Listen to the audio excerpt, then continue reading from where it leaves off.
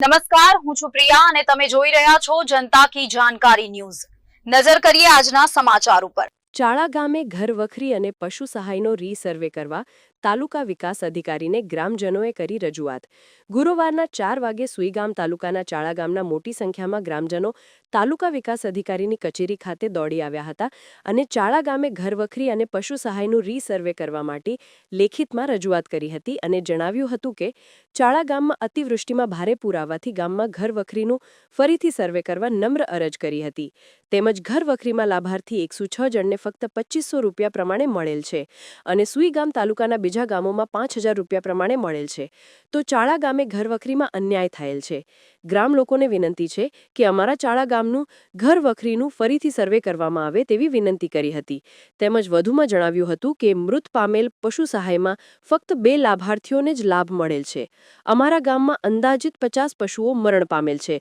તો પશુ સહાયની પણ સર્વે કરવામાં આવે એવી ગામ લોકોએ માંગ કરી હતી। રિપોર્ટ ભરત ઠક્કર, ડીસા, બનાસકાંઠા। हम लोग भेगा मळे शाळाની અંદર રીસર્વે થઈ માગણી કરે છે તેમજ ઘર વખરીની અંદર ફક્ત ને ફક્ત 106 નોંધ આવેલ છે તમામને 100% સરપંચની લેટર પેડ ઉપર સહી કરીને લખી આપેલ કરતા અન્ય છે અધિકારીઓએ જે પણ થયું તે ફરીથી દરેકને ન્યાય મળે અને વગર સાથે અહીંયા સમાજે આવેલ છે તમામ લોકો સાથે